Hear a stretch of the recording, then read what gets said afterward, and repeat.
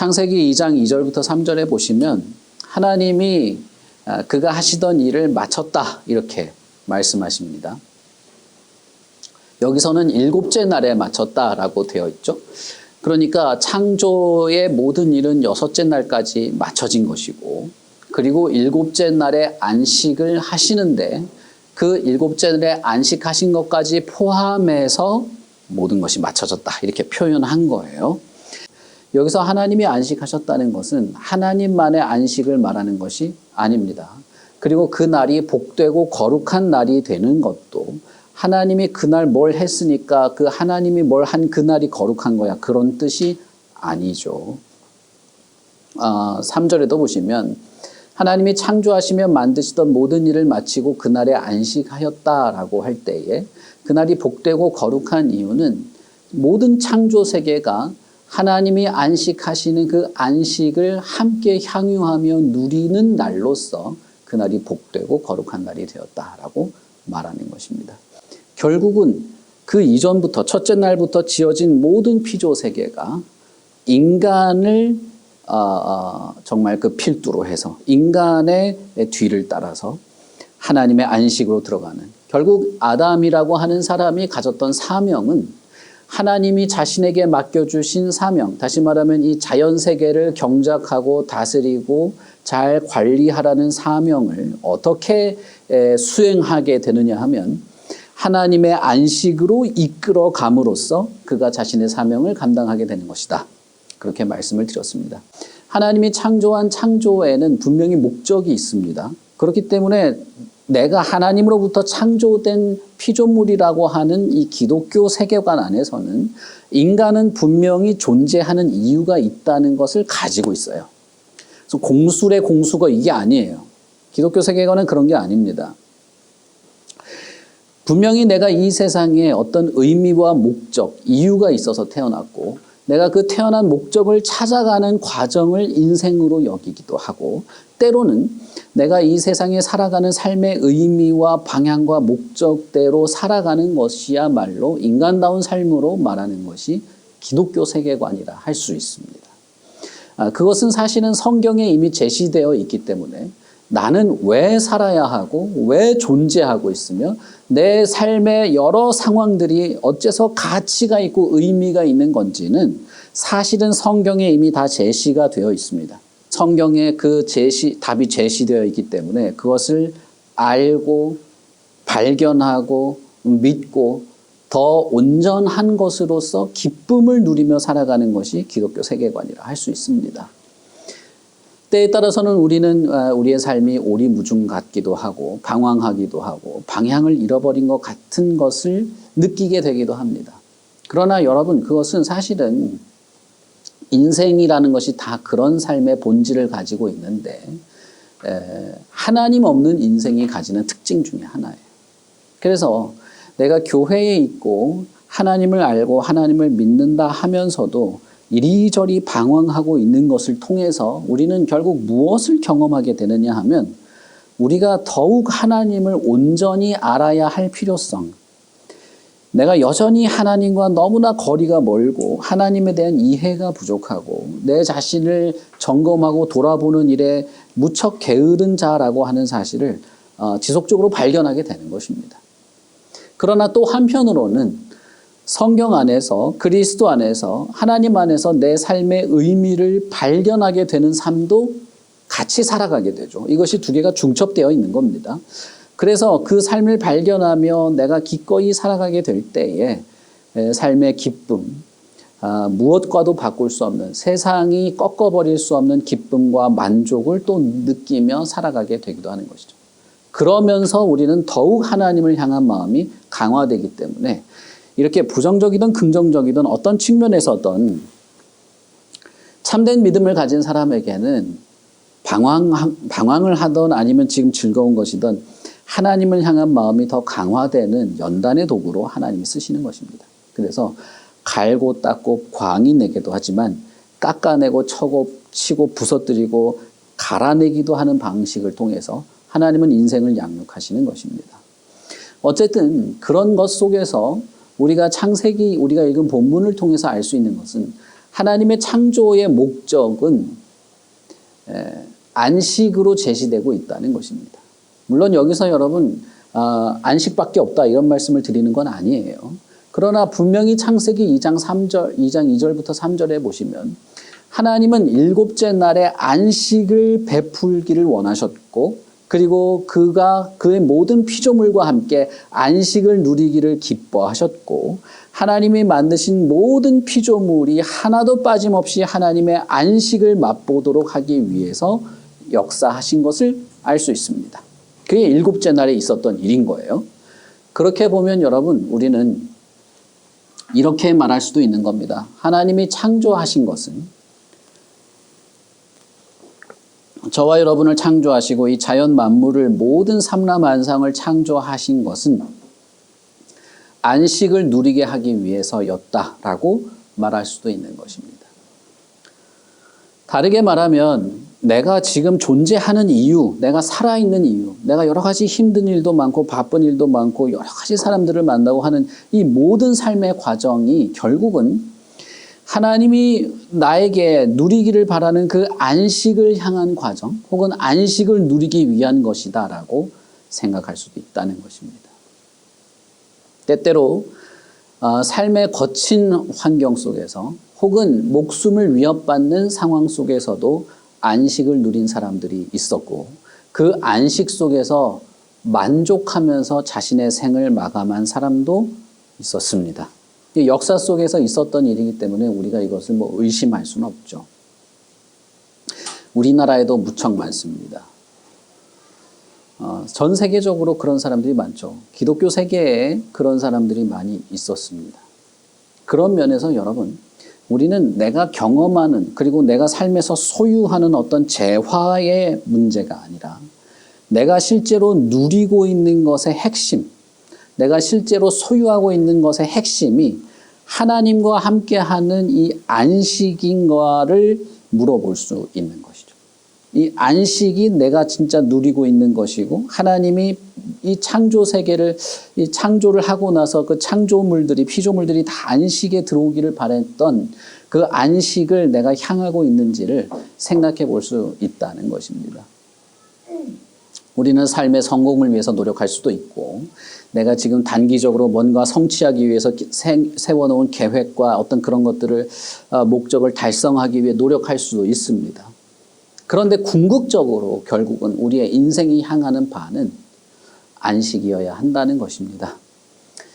그것을 하나님께서 거룩하게 복되게 하셨다라는 말을 통해서 이것이 하나님에게만 원하는 바가 아니라 모든 피조물에게도 좋은 것, 이 안식에 들어온 모든 피조물에게도 복된 것으로 말하고 있죠. 그런 면에서 창조 후 하나님이 안식한 것은 사실은 하나님 자신을 위한 것이 아니고 피조물들을 위한 것입니다. 하나님과 영원한 안식에 들어가는 것이 창조의 목표라고 할 수 있다면 그렇다면 하나님은 저와 여러분을 이 창조 세계를 저와 여러분의 삶을 안식을 누리는 삶으로 이어지도록 계획하셨다라고 볼 수 있는 것이죠.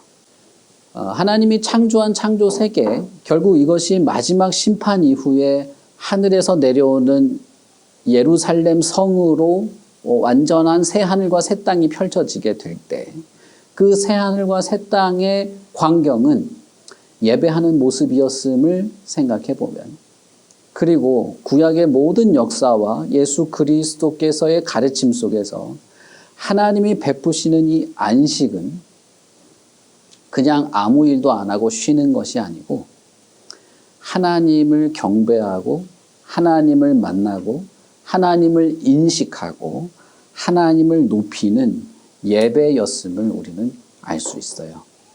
그것을 우리가 구약의 하나님이 찾아오는 장면을 통해서도 생각해 볼 수 있는데 하나님은 시내산에서 이 모세에게 십계명을 주기 전에 성막부터 지으라고 하시죠. 그때 성막은 하나님의 임재의 상징이 됩니다. 예루살렘 성전도 마찬가지입니다. 에덴 동산에서 사람을 쫓아냈던 그분이 먼저 다가오시는 것으로서 성막을 보여주실 때 그 성막의 주된 기능은 하나님을 예배하는 것이었습니다. 예루살렘 성전도 마찬가지예요.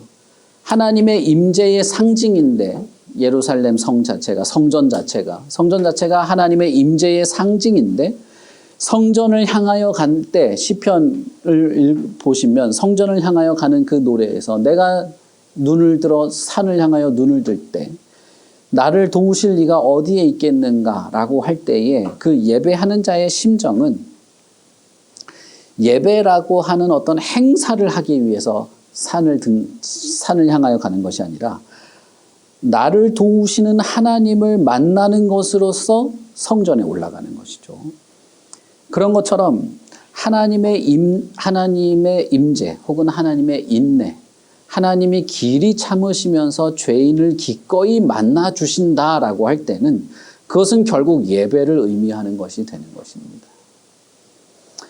그러니 여러분 어떤 면에서는 내가 하나님을 만나러 온다 혹은 내가 하나님을 예배하러 온다라고 표현할 수 있을지 몰라도 궁극적인 의미는 하나님이 나를 인내하면서 만나 주시는 것이 예배라고 할 수 있습니다.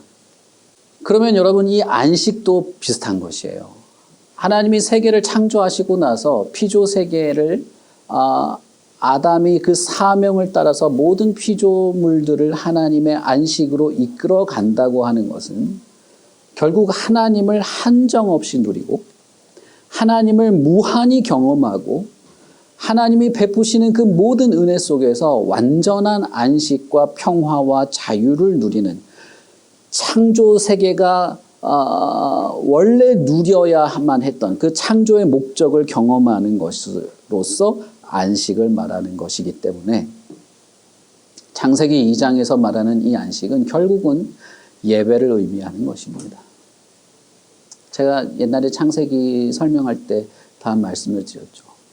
이 안식은 하나님을 예배하는 날로서 하나님의 창조가 완성된 이 완공식이자 하나님이 온 세계의 왕으로 등극하는 대관식이자 그 대관식의 그 영광스러운 날을 함께 누리며 즐거워하는 참여자로서 피조물이 있는 것입니다.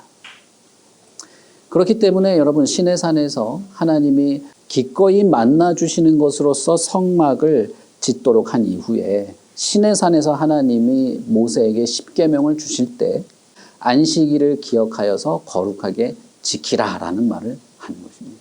출애굽기 20장 8절을 보시면 안식일을 기억하여 거룩하게 지키라라고 한 것이죠. 여기서 말하는 안식일은 뭘까요? 도대체 뭘 기억하라고 하는 걸까요? 분명히 출애굽기에서 말하는 안식일은 창세기 2장 2절부터 3절에 있는 이 안식일을 말하는 것입니다.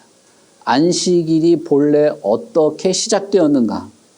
안식일이 어떤 날로서 복된 것인가? 그리고 그 날에 우리가 누려야 할 안식은 무엇인가? 라고 하는 것입니다. 자, 여러분 창세기를 한번 다시 생각해 봅시다. 여러분 안식일을 기억한다는 것이 도대체 무슨 뜻입니까?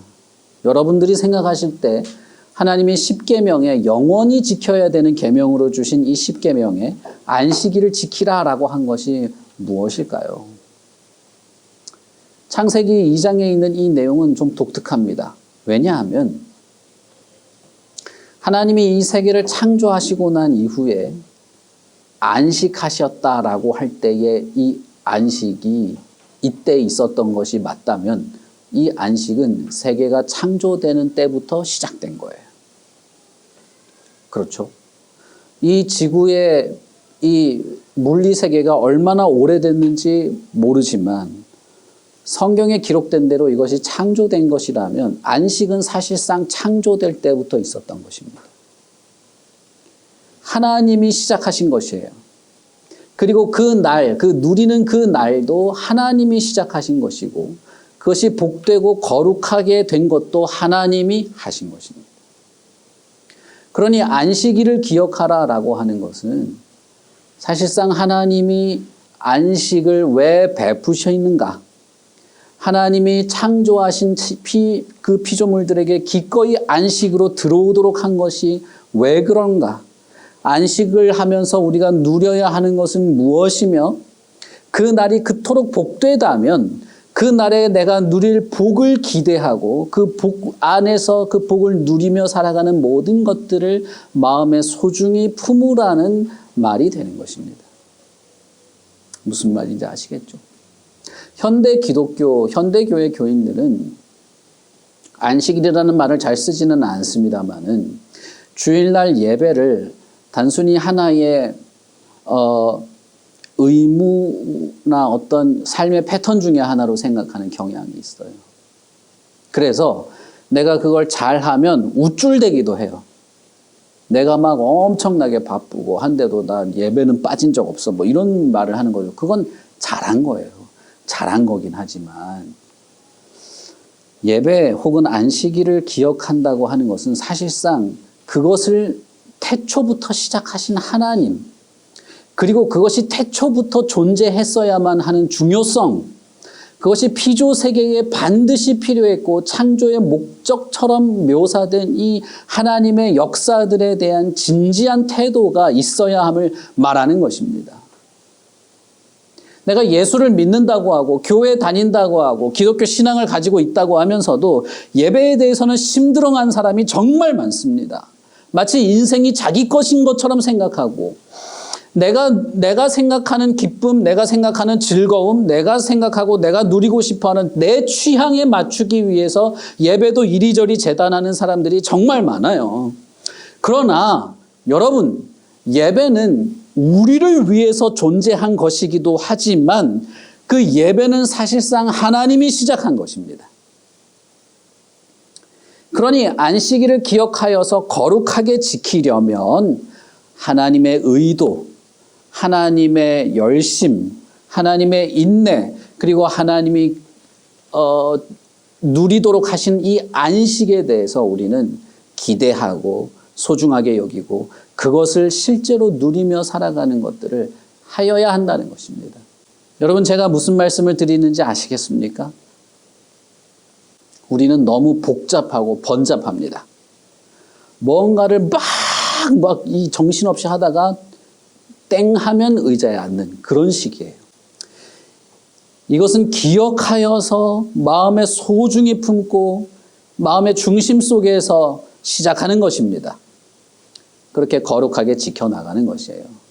왜냐하면 제가 처음 시작에 말씀드린 것처럼 이 예배, 하나님을 만나는 것, 하나님의 인내 속에서 만나주시는 하나님을 우리가 접하게 되는 이것은 저와 여러분의 삶의 목적이기도 하기 때문에 그래요. 고통과 근심과 어떤 마음의 죄악과 끊임없는 불평과 불안, 고독, 이 모든 것에서부터 해방될 수 있는 날이기도 한 것이에요. 내가 왜 존재하는지, 내 삶의 의미가 무엇인지 찾을 수 있는 것이기 때문이기도 합니다. 무엇보다도 하나님이라고 하는 존재가 끝까지 나를 인내하면서 사랑을 베푸시는 하나님이신 것을 바라보고 그분을 기대하고 그분이 존재하고 있음을 믿고 감사하는 것이 되기 때문이기도 합니다. 그렇기 때문에 이 하나님을 만나는 것, 하나님이 베푸시는 이 안식은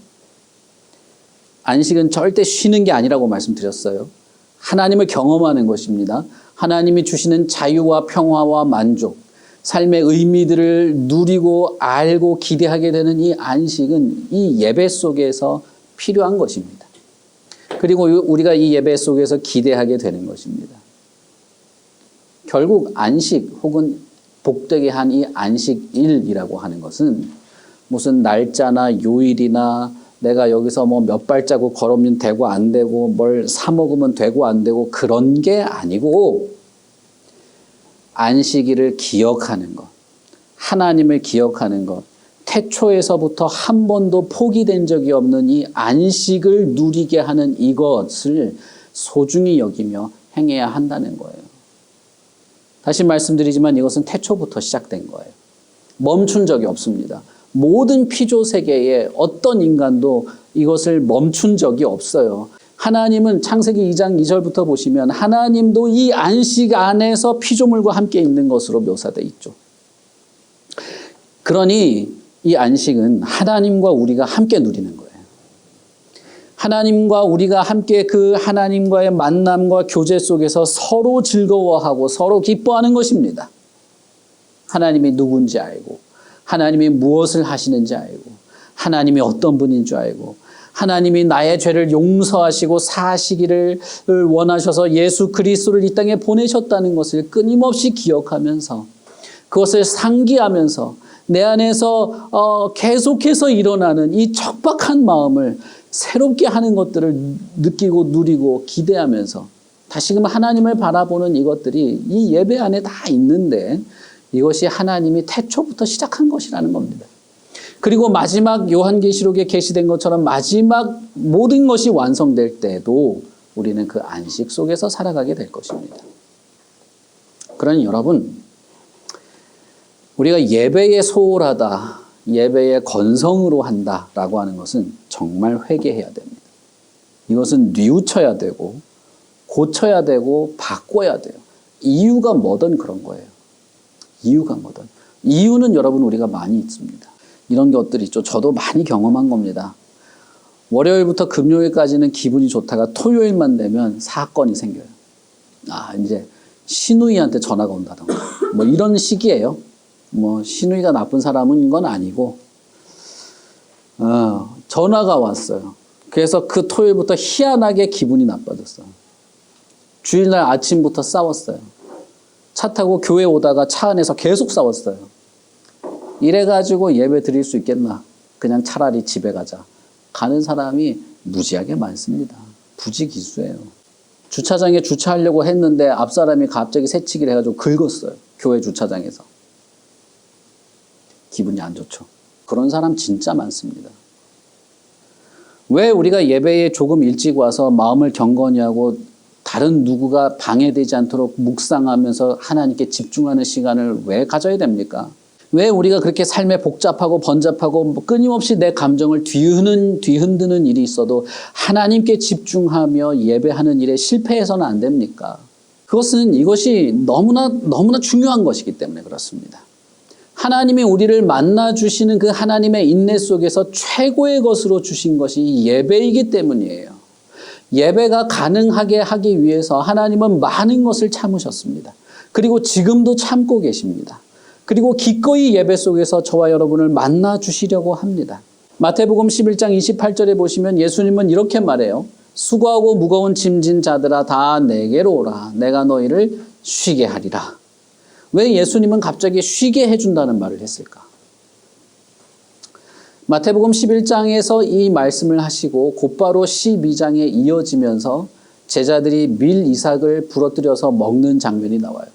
유대인들이 막 힐난하죠. 왜 안식일 날 이거 자르고 먹고 그런 거 했냐? 미리 준비해 놓지. 그런 식이에요. 예수님이 그때 그 사람들에게 하는 말이 내가 안식일의 주인이다 그 말을 하죠. 인자야말로 안식일의 주인이다 그 말을 합니다. 안식일에 쉬는 것, 수고하고 무거운 짐진 자들아 다 내게로 오라 내가 너희를 쉬게 하리라 라고 말한 것, 창조된 창조 세계에 하나님이 안식을 베푸시는 것, 그리고 그 안식을 기억하고 거룩히 지키라고 하는 것에는 껍데기를 어떻게 하는 것이 아니라 그 중심에 너무나 중요한 것이 있다는 것입니다. 그것을 기억해야 한다는 거예요. 그래서 예수님은 그 유대인들에게 인자가 안식일의 주인이라는 말을 한 겁니다. 그 말을 듣고 유대인들은 저자는 죽여야 되겠다는 결심을 합니다. 그걸 예수님이 모른 게 아니에요. 그럼에도 불구하고 예수님은 그 밀밭에서 밀을 잘라 먹은 일한 이후에 마태복음 12장에 또 사건을 일으켜요. 그러니까 한날에 일어난 사건이에요. 이거는 밀도 먹고 한쪽 손 마른 자를 고쳐줘요. 유대인들이 이제 더 이상 참기 어려운 거죠. 안식일 때문에 그렇게 우리랑 논쟁을 벌이고 싸워놓고 왜 또 이 사람을 고쳤냐 이거예요. 진정한 안식이라는 것은 무엇입니까? 예배라는 것은 무엇입니까? 예배 속에서 하나님을 만난다는 것은 무엇입니까? 수고하고 무거운 짐진 자들아 내게로 오라 내가 너희를 쉬게 하리라 라고 한 바로 그 다음 장면에 안식일에 예수님이 보여주신 장면은 진정한 안식이란 무엇인가를 보여준 것입니다. 그리고 그것은 우리가 예배 속에서 경험하고 예배를 통해서 내 자신을 돌아보고 예배를 통해서 내가 하나님으로부터 어떠한 은혜를 누리기를 바라는가를 보게 하는 것입니다. 여러분은 어떤 사람들이십니까? 하나님이 나를 만들었다고 믿는다면 우리는 이것도 믿어야 합니다. 영과 진리로 예배하는 자를 찾으시는 하나님께서 나를 그렇게 찾아냈다는 사실이에요. 응? 여러분이 잘나서 그런 게 아니고 여러분이 행복하게 잘 살아야 돼서 그런 것 어떤 이유를 갖다 붙이던 간에 참되게 예배하는 자를 찾으시는 그 하나님의 열심이, 그 인내가 예수 그리스도를 통해서 저와 여러분을 찾아낸 것이라는 겁니다. 그것은 결국 내가 예배자로 하나님께 부름을 받았다는 것이기도 해요. 내가 예배자로 존재하고 예배자로 지어졌고 예배를 통해서 하나님을 만나며 참된 안식을 누리도록 하나님께서 원하시는, 하나님께서 그것을 기뻐하셨다라고 말할 수 있는 거예요. 그런 면에서 우리는 두 가지를 생각할 수 있습니다. 하나는 내가 하나님이 그토록 즐거워하시는, 하나님이 이렇게 기대하고 좋아하는 안식, 나와 함께 하나님의 그 안식에 들어가서 안식을 누리기를 기뻐하는 그 하나님을 생각하는 것이고, 그래서 나도 예배를 즐거움과 기쁜 마음으로 하나님을 향함으로써 하나님의 기쁨이 되기를 바라는 마음이 있는 것이고, 사실은 또 하나는 예수 그리스도 안에서 우리가 하나님을 그렇게 예배할 수 있게 되었음에도 불구하고 예배에 대한 마음, 출애굽기 20장 8절에 있는 것처럼 이것을 기억하고 거룩히 지키지 않고 있는 나의 나태함을 아파하는 것입니다. 안식일을 기억하라. 그리고 그것을 예배드리는 그 소중한 안식일에 대한, 예배에 대한 소중한 마음, 그 하나님이 태초로부터 시작했던, 그래서 지금까지 결단코 멈춘 적이 없었던, 하나님이 택한 자들에게 한 사람도 빠짐없이 자신과 함께 그 안식에서 영광과 거룩과 기쁨을 누리기를 바라는 그 하나님의 마음과 그 하나님의 열심을 생각해 볼 때 기쁘고 즐거우면서도 한편으로는 내 안에 거룩하지 못한 모습, 하나님께 어울리지 못할 모습, 심지어 예배의 자리에 나왔음에도 불구하고 하나님을 향하기보다는 그냥 그러고 있는 이런 것들이 내 안에 너무 많이 발견된다는 겁니다. 그래서 예수 그리스도가 죽으신 것을 의지해서 다시 하나님께 엎드리는 것이죠. 여러분, 예배 시간에 헐레벌떡 들어오면 안 되는 거예요. 근데 그건 단순히 이렇게 눈에 보이는 그런 장면이죠. 사실은 예배에 대한 마음의 중심이 없이 그렇게 하시면 안 된다는 겁니다. 그리고 하나님께 진지하게 예배하기 위해서 마음과 어떤 정신을 집중하는 시간도 없이 막 잡담을 막 하다가 그냥 갑자기 피아노 띵 치면 찬송가 이러는 것도 안 돼요. 그건 습관인데 그렇게 하는 건 안 되는 겁니다. 근데 그런 태도를 제가 지적하는 게 아니에요. 제가 말씀드리는 것은 그걸 소중히 여기냐는 것입니다. 하나님처럼 소중히 여기냐는 거예요. 이것이 얼마나 하나님에게 소중했냐 하면 태초로부터 시작한 것인데 얼마나 이것을 포기하고 싶지 않았느냐 하면 하나님은 자신을 기꺼이 죄인들과 함께 있기를 하셨습니다. 안식에 같이 있고 싶어서. 이것을 절대 시작하는 그 태초의 그날부터 하나님은 절대 포기하고 싶지 않고 저와 여러분 같은 피조물과 함께 이것을 누리고 싶어서 자신의 아들을 죽이기로 결정할 정도였어요. 그리고 실제로 죽였습니다. 그래서 저와 여러분이 예배 드리는 것은 쉽게 된 것이 아니에요. 이건 누군가의 어마어마한 희생과 고통을 밟고 하는 겁니다. 예수 그리스도가 그렇게 저와 여러분을 위해서 그렇게 자신을 완전히 다 찢어서 예배를 가능하게 했던 겁니다. 하나님에게도 이것이 소중했다는 거예요. 태초에 마지막 날 인간을 만들고 비로소 안식을 그 기쁜 마음으로 하셨던 그 하나님의 마음이 지금도 저와 여러분에게 있는 겁니다.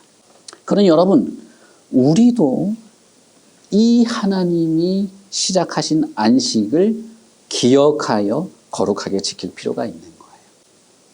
그런 면에서 우리는 예배에 임할 때 하나님, 이 좋은 하나님과 그 하나님에 대해서 너무나 이렇게 메말라 있는 이 둘 사이에서 하나님을 향하게 되는 그런 것이 있을 수밖에 없는 겁니다. 여러분, 예수님이 이렇게 말했습니다. 수고하고 무거운 짐진 자들아 다 내게로 오라. 내가 너희를 쉬게 해주겠다. 예수님이야말로 우리에게 진정한 예배를 가능하게 하시는 분이었고 우리를 쉬게 하시는 분이십니다. 안식일을 기억하여 거룩하게 지킬 수 있도록 해주시는 성령도 보내주신 분이십니다. 그러니 여러분, 하나님이 예배를 통해서 저와 여러분을 만나기를 그렇게 원하신다면 우리는 그렇게 하나님을 만나는 예배를 기꺼이 즐거운 마음으로 할 수 있는 것이죠. 하나님이 찾으시는 예배자로 하나님 앞에 서게 되기를 바랍니다. 우리 같이 기도하겠습니다.